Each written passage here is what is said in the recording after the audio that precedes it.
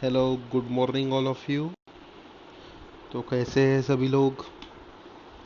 कल हमने पढ़ा था ईपीजी सब्जेक्ट का सिलेबस का ओवरव्यू देखा था सभी। आज हम हमारा ईपीजी सब्जेक्ट स्टार्ट कर रहे हैं। उसमें जो हमारा फर्स्ट चैप्टर है that is thermal power plant, coal and diesel, nuclear base. 13 से 20 मार्क के लिए ये आ सकता है। ठीक है, ये अभी हम आज से हमारा चैप्टर स्टार्ट करते हैं। तो ठीक है, सबसे पहला इसका हमारा टॉपिक है thermal power plant. Thermal power plant हमको पढ़ना है। तो ये थर्मल पावर प्लांट कहाँ पे है? अपने चंद्रपुर में ही है। CSTPS, उसमें एनर्जी प्रोड्यूस होती है, इलेक्ट्रिकल एनर्जी। और इसमें फ्यूल क्या है? कोल। कोल को हम बर्न कर रहे हैं यहाँ पे, और उससे स्टीम बना रहे, पानी को उबाल के एक स्टीम बना रहे, और उससे हम क्या प्रोड्यूस करेंगे? Electrical energy. तो ये इलेक्ट्रिकल एनर्जी कैसे प्रोड्यूस होती है, इसके लिए पूरी प्रोसीजर क्या है, कौन कौन से इक्विपमेंट लगते हैं, ये सभी हमको थर्मल पावर प्लांट में पढ़ना है। तो ठीक है, थर्मल पावर प्लांट का हम आज फर्स्ट टॉपिक चालू करते हैं। देखो, फर्स्ट टॉपिक क्या है आपका?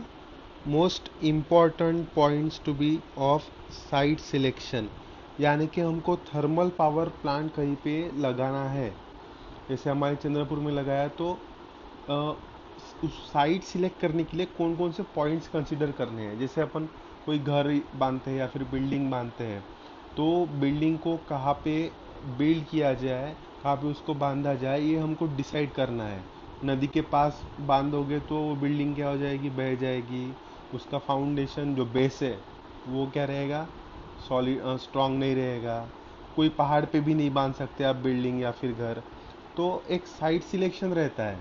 कोई भी पावर प्लांट अगर हमको बिल्ड करना है, तो एक प्रॉपर जगह पे उसको एस्टेब्लिश करना है। तो उससे पहले, ये साइट सिलेक्शन करने के पहले, एक थर्मल पावर प्लांट वर्क कैसे करता है मैं आपको शॉर्टकट में बताऊंगा एनिमेशन के ज़रिए। ठीक है, जैसे ये देखो, ये इमेज है। इसमें क्या होता है? सबसे पहले थर्मल पावर प्लांट में ये रिवर है। देखो, ये ब्लू कलर की रिवर है। ठीक है, यहाँ से ये रिवर से ऐसे पानी जाएगा। ठीक है, ये पानी ऐसे जा रहा, और ये है वाटर स्टोरेज। क्या है ये? Water storage. यहाँ पे पानी स्टोर हो रहा। ठीक है, ये फिर पानी इधर स्टोर हुआ, उसका फिल्टर, कुछ कचरा वगैरह रहता होगा पानी में, तो ये फिल्टर होगा वहाँ पे। और ये ऐसे स्टोरेज से पंप के ज़रिए, जैसे अपने घर पे पंप रहता है ना, ऊपर टंकी में पानी चढ़ाता है, वैसे ही ये पंप के ज़रिए ये वाटर स्टोरेज से पानी जो फिल्टर हुआ है ये ऊपर जाएगा। ऊपर किस में जाएगा? ये बॉयलर में।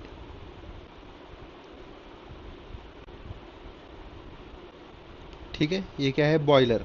बॉयलर में पहले से ही क्या है? कोल है। वो कोल क्या करेंगे? हम बर्न करेंगे, और ये नीचे से जो पानी आ रहा है ना, इसको ये बॉयलर में से भेजेंगे। मतलब हमारा फ्यूल क्या है? कोल। ठीक है, कोल आया, कोल को हमने किस में डाला? बॉयलर में जलाया, और इधर से क्या भेजा? पानी भेजा। अब ये पानी अगर कोल, जो कोल बर्न हो रहा है, जल रहा है, उसके अंदर से भेजेंगे, तो ये पानी का क्या बनेगा? स्टीम बनेगा, स्टीम। ठीक है, ये स्टीम बनेगा, और ये ऐसे यहाँ पे आके इसको बोलते हैं टरबाइन। ये मैं सिर्फ शॉर्टकट में बता रहा हूँ कैसे रहता है। आगे हम इसका पूरा डिटेल पढ़ेंगे, ये समझ में आने के लिए ओवरव्यू है एक। ठीक है, ये स्टीम ऐसे आएगा। स्टीम मतलब यह क्या रहता है? Pressurise steam. ये इस टरबाइन को घुमाएगा, ये टरबाइन को। जैसे आप कभी गाड़ी धोते वक्त अगर पाइप के प्रेशर से टायर को मारोगे ना पानी, तो टायर घूमने लगता। ठीक है, पाइप के प्रेशर से। सेम वैसे ये स्टीम है, प्रेशराइज स्टीम है, बहुत प्रेशर से आएगी, और ये क्या करेगी? स्टीम को घुमाएगी, सॉरी, टरबाइन को घुमाएगी, ये टरबाइन को। ठीक है, तो ये टरबाइन को घुमाया, तो टरबाइन किससे कनेक्ट है? ये हमारे जनरेटर से या फिर अल्टरनेटर से। जनरेटर या फिर अल्टरनेटर। तो अगर टरबाइन घूमेगा तो साथ में क्या घूमेगा, जनरेटर या फिर अल्टरनेटर, और ये प्रोड्यूस करेगा इलेक्ट्रिसिटी। समझ में आया? ऐसा सिंपल है। ये देखो एनिमेशन दिखा रहा हूँ मैं अभी, ये देखो यहाँ पे देखो, सबसे पहले नीचे से पानी आ रहा है, ठीक है। वो पानी नीचे वाटर स्टोरेज में आ रहा, स्टोरेज में से फिर वो क्या हो रहा है, बॉयलर में जा रहा है। बॉयलर में ऑलरेडी क्या है, कोल जल रहा है। कोल कहाँ से आएगा, WCL से, कोल माइन से। तो कोल जल रहा है तो वो पानी को क्या करेगा, उबालेगा। पानी अगर 100 डिग्री के ऊपर उबल गया तो water will convert into steam. अब ये प्रेशराइज स्टीम कहाँ पे जाएगी, ये टरबाइन में। टरबाइन में आएगी तो स्टीम क्या करता है, टरबाइन को घुमाता है। वो प्रेशराइज स्टीम रहती है। अगर ये टरबाइन घूम गई तो ये किसको घुमाएगी, अल्टरनेटर या फिर जनरेटर को।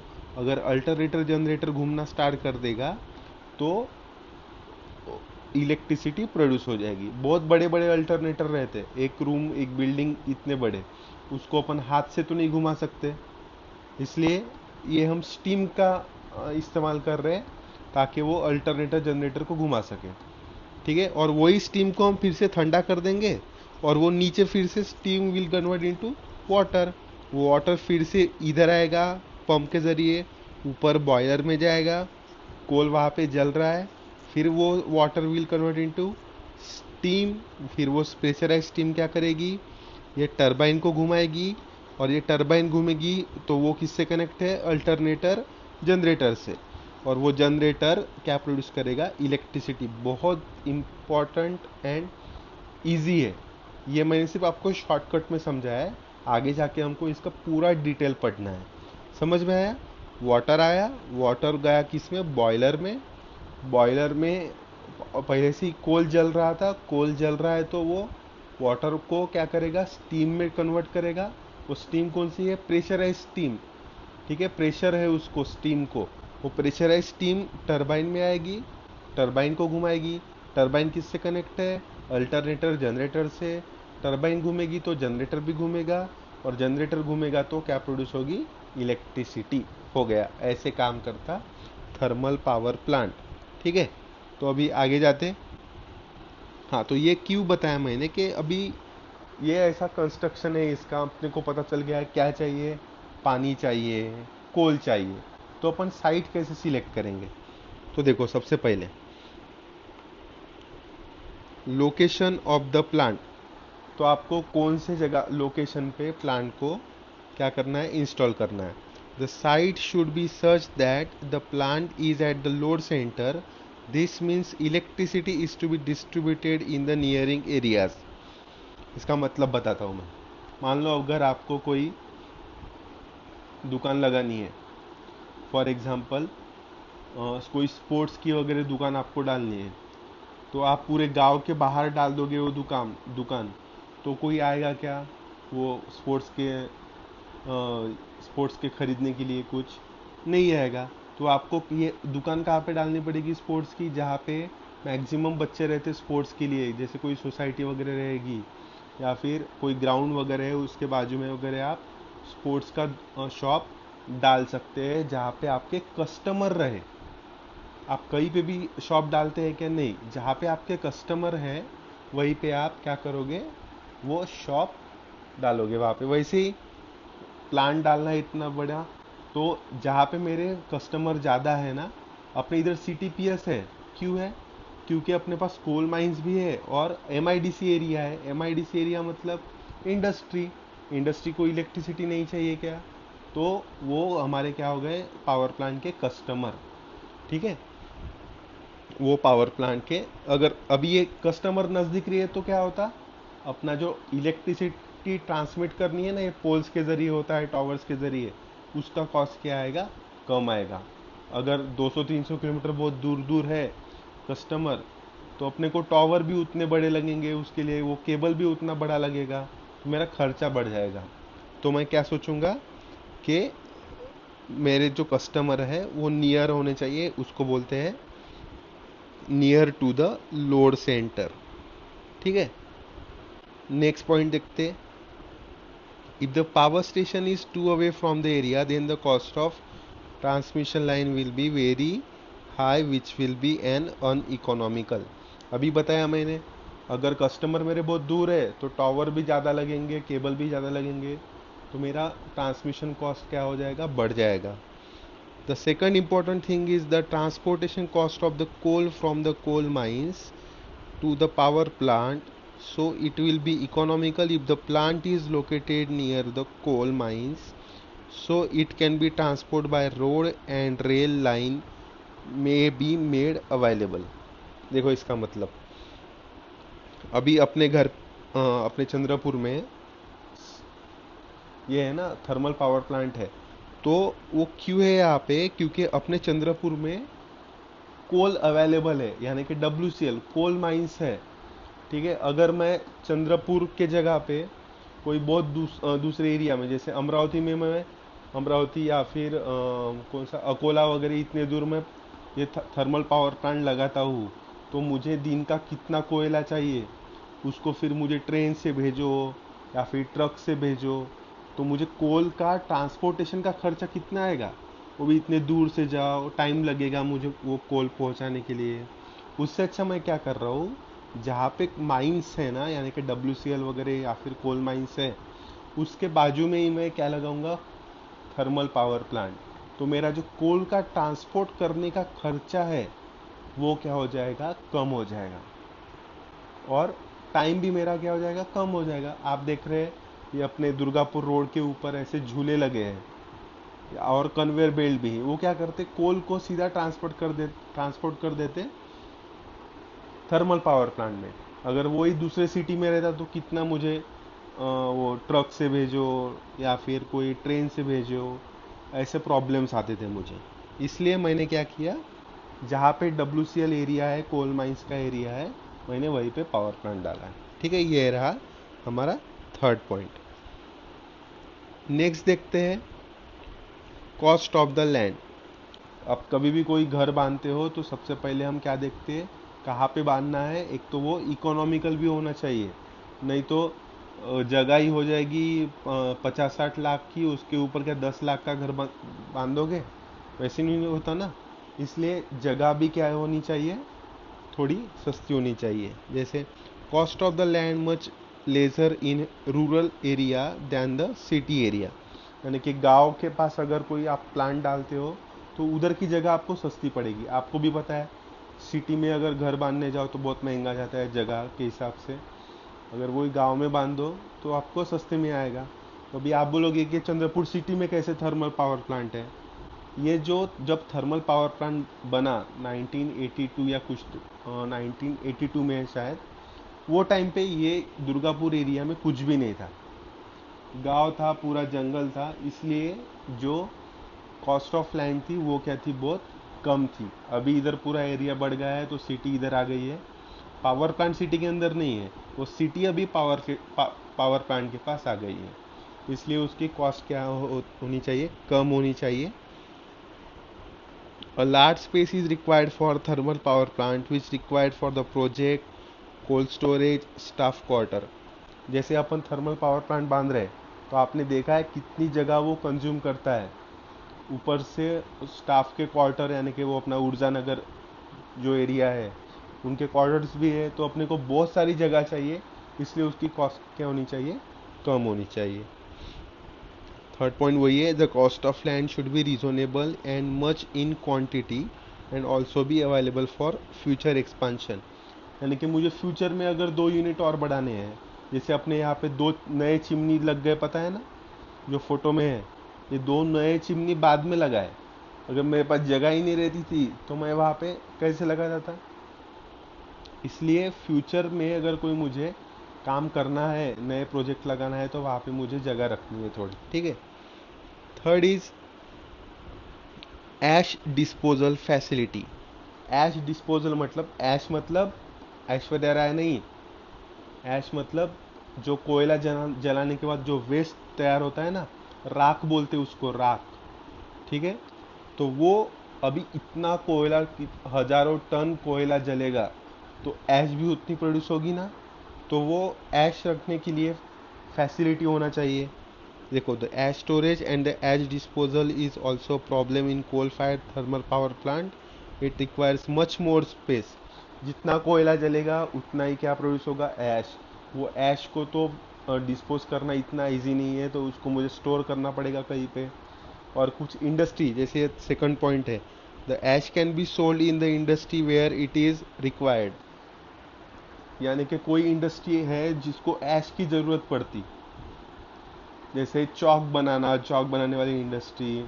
और वो स्लेट के ऊपर लिखते ना, क्या बोलते हैं उसको, मराठी में लेखन बोलते हैं उसको, जो बहुत से लोग खाते हैं लेखन, ठीक है, या फिर चौक भी बहुत से लोग खाते हैं। तो वो इससे बनी रहती है, ऐश से। इसलिए कभी खाना मत, हो बहुत गंदी चीज़ रहती है, ठीक है। तो हम वो जो ऐश है ऐसे ही बाकी लोगों को बेच सकते हैं, ठीक है। अभी मेन क्या है अपना, स्टीम, ठीक है। तो क्या चाहिए अपने को, water. So large quality of water, water is required in the boiler to form the steam requirement. This suggests that the site of thermal power plant is to be selected near the river or near the dam। है ना, अपने चंद्रपुर में river भी है, और वो river के ऊपर हमने डैम बना के रखा है, इरई डैम। अगर पानी नहीं रहेगा तो स्टीम काय का बनाओगे, सिर्फ कोयला ही जलाओगे तो नहीं होता ना। तो अपने को क्या चाहिए, स्टीम भी चाहिए। वो सॉरी, वो किससे बनेगा, वो वाटर से। तो वाटर स्टोरेज भी चाहिए हमको। अगर बाजू में नदी रही, वहां पे डैम बांध दो, सॉरी, वहां पे डैम बांध दो। वो क्या करेगा, वाटर को स्टोर करेगा। वही वाटर कहाँ पे आएगा, आपके थर्मल पावर प्लांट में। फिर कोल को बर्न करो, वो वाटर को स्टीम में कन्वर्ट करो। इतना इजी है, ठीक है। लेकिन क्या चाहिए अपने को, रिवर। तो अगर पानी दूसरे सिटी में है और दूसरी सिटी में पावर प्लांट है, वैसे नहीं होगा ना। तो वहाँ पे क्या होना चाहिए, रिवर भी होना चाहिए। हमारा चंद्रपुर उसके लिए बेस्ट सूटेड था। इरई इरई रिवर थी, इरई नदी थी, साथ में कोल माइंस भी था, इसलिए यहाँ पे हमारा थर्मल पावर प्लांट बना है। और हमारा थर्मल पावर प्लांट मैन्युफैक्चर करता है, सॉरी, अभी 2 यूनिट होने के बाद 3340 मेगावाट। ये मुंबई में भी जाती है पूरी इलेक्ट्रिसिटी, ठीक है। हाँ, तो क्या चाहिए अपने को, पानी चाहिए, यानी कि रिवर के नज़दीक अपने को प्लांट बांधना है। Next is cost of fuel at cheaper rate. Main fuel क्या है अपना, कोल। हिज कॉस्ट में बी चीपर और मॉडरेट, और it is require in much more quantity. दिन भर में अगर मुझे हजारों लाखों टन कोयला लगता है, तो डब्ल्यू सेल वाले फुकट में थोड़ी देंगे। अपन दे रहे हैं उनको इलेक्ट्रिसिटी फुकट में, लेकिन वो अपने को फ्री में देंगे या कोल नहीं, उसका पैसा लगेगा। तो वो कोल की भी कॉस्ट क्या होनी चाहिए, कम होनी चाहिए। बीच में पता है आपको, इलेक्ट्रिसिटी के यूनिट बढ़ गए थे। वो किसकी वजह से, क्योंकि महाराष्ट्र में कोयला हम ऑस्ट्रेलिया से मंगवा रहे थे। ऑस्ट्रेलिया से वो कोयला आ रहा था। तो फॉरेन की इम्पोर्टेड चीज़ें तो हमेशा महंगी रहेगी, इसलिए हमारे इधर पे वो क्या हो रहा था, cost of that electricity was more. इसलिए जो कोल है हमारा फ्यूल मेन, अगर पेट्रोल ही महंगा हो जाएगा तो गाड़ियाँ तो महंगी होएगी, ठीक है। इसलिए वो क्या हो रहा है, तो जो हमारा फ्यूल है उसका रेट क्या होना चाहिए, कम होना चाहिए। उसके बाद नेक्स्ट, क्वालिटी ऑफ लैंड, यानी कि जो हम जहाँ पे पावर प्लांट बांध रहे हैं वहाँ की लैंड की क्वालिटी कैसी होनी चाहिए। A good quality land is required for foundation of the plant and for other so many accessories. अभी इतने बड़े बड़े बॉयलर है, उतनी बड़ी चिमनी है, उसको बांधेंगे तो वहाँ की लैंड कैसी होनी चाहिए, एक सॉलिड होनी चाहिए। अगर रॉकी लैंड है, यानी कि बहुत सारे पत्थर हैं, will involve the blasting for foundation, and marshy land will require pile foundation. Both such type of land quality makes construction cost much more, so a good quality land is required to reduce cost of construction.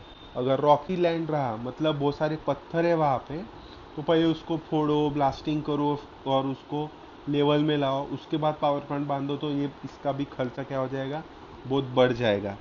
या फिर marshy land है, यानी उसको नरम जो soft रहती है मिट्टी, रेत वगैरह रहती है, अगर उसमें रहा तो मुझे पहले वहाँ पे उसको मुरुम वगैरह डाल के सॉलिड फाउंडेशन करना पड़ेगा। नहीं तो इतनी बड़ी चिमनी बांधूंगा ना मैं, या बॉयलर बांधूंगा, अगर जनरेटर वगैरह चालू हो गया वहाँ पे बॉयलर के पास, वो पूरा नीचे चले जाएगा ज़मीन के अंदर, अगर सॉलिड नहीं रहा तो। इसलिए वो क्वालिटी ऑफ लैंड क्या होनी चाहिए, अच्छी होनी चाहिए। इतने बड़े बड़े इक्विपमेंट अपन लगा रहे हैं, और वो वाइब्रेशन करेंगे ना जब चालू होंगे तो सीधा क्या हो जाएंगे, ज़मीन के अंदर जाएंगे। इसलिए वो हमारी क्वालिटी ऑफ लैंड क्या होनी चाहिए, अच्छी होनी चाहिए। Next is away from polluted area.